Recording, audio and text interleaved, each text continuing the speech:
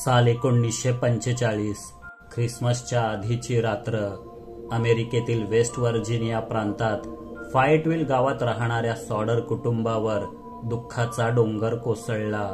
घराला अचानक लागलेल्या आगीने त्यांचे सर्वस्व हिरावून घेतले। या आगीनंतर त्यांची 5 मुलं त्यांना कधीच दिसली नाहीत।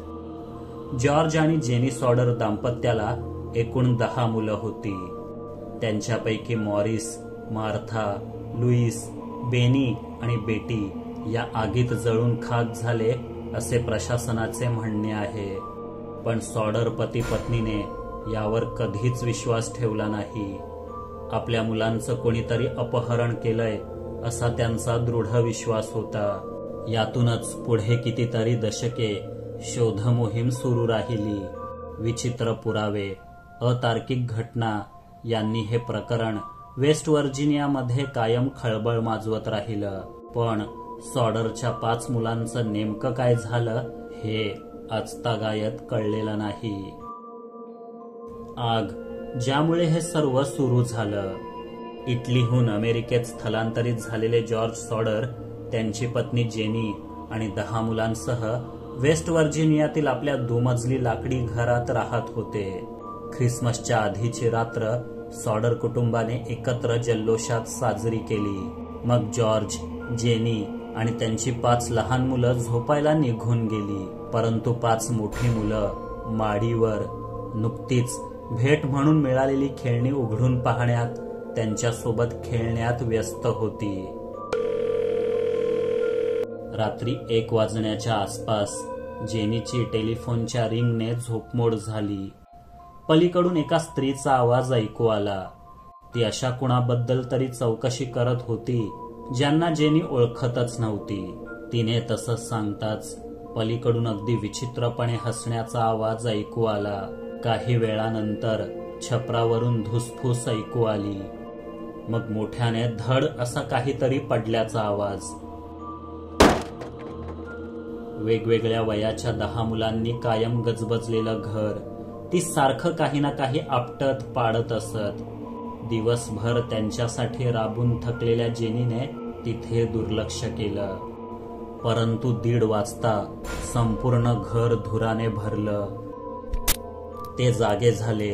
पाहतो तर काय, लाकडी जिना धडधडून पेटत असलेला। वर त्यांची 5 मुलं आपापल्या बेडरूम मध्ये झोपलेली। जॉर्ज आणि जेनी आपल्या इतर 5 मुलांना घेऊन कसेबसे बाहेर पडले। एव्हाना आग संपूर्ण तळघरात पसरली होती। बाहेरून खिडकीवाटे मुलांना वाचवण्याचा जॉर्जने प्रयत्न केला, पण कायम अंगणात पडून असलेली त्यांची शिडी गायब होती। पाण्याचे पिंप डिसेंबरच्या हिमवर्षावाने गोठले होते आणि काही वेळापूर्वी चांगले चालणारे त्याचे ट्रक अचानक बंद पडले होते। जॉर्ज आणि जेनीने खूप आटापिटा केला, पण एव्हाना पूर्ण घर आगीच्या कचाट्यात सापडलं होतं। सकाळी 8 वाजता म्हणजेच तब्बल 7 तासांनी अग्निशमन दल तिथे पोचलं तेव्हा घराची फक्त राख उरली होती। ना अवशेष ना उत्तर। त्यावेळचे व्हर्जिनिया अग्निशमन विभागाचे प्रमुख F.J. मॉरिस यांनी आपल्या अहवालात म्हटलंय, आग इतकी भीषण होती की मुलांची राख झाली। काहीच अवशेष मागे उरले नाहीत। परंतु पुढे काही तज्ज्ञांनी यावर आक्षेप घेतला। घराला लागलेल्या आगीची तीव्रता कितीही असली तरी मानवी हाडांचीही राख होईल इतके तापमान ती कधीच गाठत नाही। काळा ठिक्कर पडलेला देह किंवा हाडे तरी नक्कीच मागे उरतात। इथे 5 देह होते, किमान एकाचे तरी अवशेष मागे राहायला नकोत का? जेनीने आपली मुले आगीत जळून खाक झाली नाहीत हे सिद्ध करण्याचा निश्चयच केला। तिने काही जनावरांचे मृतदेह भट्टीत तासनतास जाळून दाखवले, तरीही हाडे नष्ट झाली नाहीत आणि आपली मुले आगीत मेली नाहीत यावर त्यांचा अजून ठाम विश्वास बसला। संशयाचा धूर। आगीच्या आधी आणि नंतरही अशा अनेक संशयास्पद घटना घडल्या ज्यामुळे सॉडर कुटुंबियांना आपली मुलं आगीत ठार झाली नसून त्यांचं अपहरण करण्यात आलंय अशी खात्री झाली। त्यापैकी काही पाहूयात। तोंड सांभाळण्याचा इशारा। 1945 हा दुसऱ्या महायुद्धाचा काळ. त्यावेळी इटलीत फॅसिस्ट हुकुमशहा मुसोलिनीची राजवट होती. याच गोष्टीला कंटाळून जॉर्जने अमेरिकेत स्थलांतर केलं होतं. वेस्ट व्हर्जिनियामध्ये इटलीहून आलेले इतरही स्थलांतरित राहत. जॉर्ज आपली राजकीय मतं अशीच खुलेआम मांडत राहिला तर एक दिवस त्याचं घर जाळलं जाईल आणि मुलांचेही बरे वाईट होईल असा धमकीवजा इशाराच त्याने दिला होता. टेलिफोनच्या कापलेल्या तारा. आग लागल्यानंतर जॉर्ज त्वरित अग्निशमन दलाला संपर्क करू शकला नाही. तारा जळल्या असतील असं आधी वाटलं होतं, परंतु त्या कापण्यात आल्या होत्या हे पुढील तपासात स्पष्ट झालं. मुलांचं दिसणं. आगीच्या घटनेनंतर पुढे कित्येक दिवस, कित्येक आठवडे बेपत्ता मुलांना पाहिल्याचे सांगणारे अनेक साक्षीदार पुढे आले. काहींनी त्यांना कुणाच्या तरी गाडीत पाहिलं होतं, काहींनी चार्ल्स्टन हॉटेलमध्ये पाहिलं होतं. एका स्त्रीने आपण सॉडर यांच्या मुलांना 2 पुरुष व 2 स्त्रियांसोबत पाहिलं आणि ते सर्व इटालियन भाषेत बोलत होते असंही म्हटलं. अर्थात या सर्व ठिकाणी शोधाशोध करूनही मुलं कधीच सापडली नाहीत. बेपत्ता मुलांचा फलक आणि सत्याचा शोध. मुले आगीत जळून खाक झाली हे प्रशासनाचं म्हणणं मान्य करण्यास नकार देणाऱ्या जॉर्ज आणि जेनी सॉडरने आपल्या जळलेल्या घराजवळच एक मोठा फलक उभा केला. त्यावर 5ही बेपत्ता मुलांची छायाचित्र आणि एक संदेश होता. तो असा: त्यांच्या नशिबात काय होतं, अपहरण, हत्या की ते अजूनही जिवंत आहेत.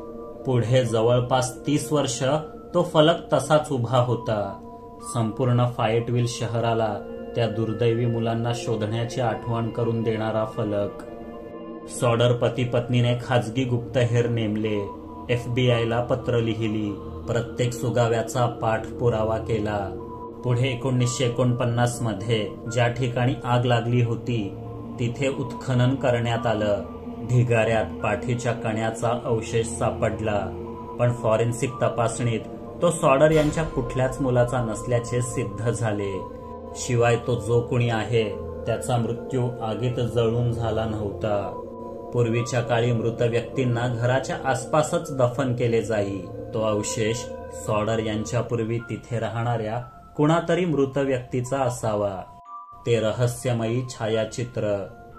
1967 मध्ये, म्हणजे या घटनेच्या तब्बल 22 वर्षांनी, जेनीला केंटकी प्रांताचा शिक्का असलेले एक पाकिट पोस्टाने घरपोच मिळाले. आत विशीतल्या एका तरुणाचा फोटो होता, जो अगदी त्यांच्या बेपत्ता मुलांपैकी एक, लुईस सारखा हुबेहूब दिसत होता. फोटोच्या मागे अतिशय विचित्र संदेश लिहिलेला: Louis Sauder, I love brother Frankie, little boys A90 132 or 35. या गूढ संदेशाची उकळ करण्यासाठी त्यांनी आणखी एक गुप्तहेर नेमला, पण सॉडर कुटुंबियांना कधीही या फोटोचं किंवा त्यावरील संदेशाचं गूढ उकललं नाही. मुलांचा पिता जॉर्ज सॉडर यांचा मृत्यू 1969 मध्ये झाला. पुढे 1989 मध्ये मुलांची दुर्दैवी आई जेनी देखील मरण पावली. आपल्या 5 लहान गॅंगचं नेमकं काय झालं हे त्यांना कधीच कळू शकलं नाही. उरलेल्या 5 भावंडांनी काही काळापर्यंत शोध सुरू ठेवला, पण 25-30 वर्षांचा कालावधी लोटल्यावर कुठलाही सुगावा मिळणं कठीण होतं. जळालेल्या घराजवळ उभा केलेला तो प्रसिद्ध फलकही 1980 मध्ये काढून टाकण्यात आला. आजही हे प्रकरण अमेरिकेतील संभ्रमात टाकणाऱ्या बेपत्ता प्रकरणांपैकी एक आहे. त्या 5ही मुलांचं सुनियोजित अपहरण करण्यात आलं होतं का? कुणी सॉडर दाम्पत्यावर सूड उगवला होता का? की खरंच ती दुर्दैवी मुलं आगीच्या भक्ष्यस्थानी पडली? नेमकं काय घडलं होतं? 1945च्या ख्रिसमस इव्हला सॉडर कुटुंबियांच्या घराला लागलेल्या आगीतच सत्याचे निखारे धगधगून कायमचे शांत झाले असतील. तुम्ही गुप्तहेर असता तर या प्रकरणाचा छडा कसा लावला असता? कमेंट करून नक्की सांगा. मनालीत बेपत्ता झालेल्या तरुणांचा छडा नाईन घोस्टने कसा लावला याची उत्कंठावर्धक मालिका पाहण्यासाठी एक झपाटलेला प्रवास सीझन 5 नक्की बघा. लिंक तुम्हाला कमेंटमध्ये मिळेल. धन्यवाद.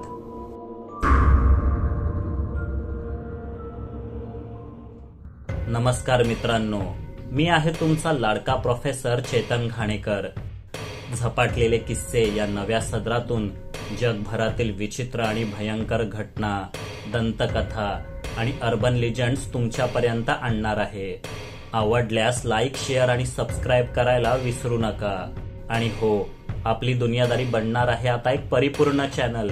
म्हणजेच कथा मालिकांसोबत कविता व्लॉग्सच्या माध्यमातूनही लवकरच तुमच्याशी भेट होईल. तेव्हा चॅनल जॉईन करायला विसरू नका. जय हिंद, जय महाराष्ट्र.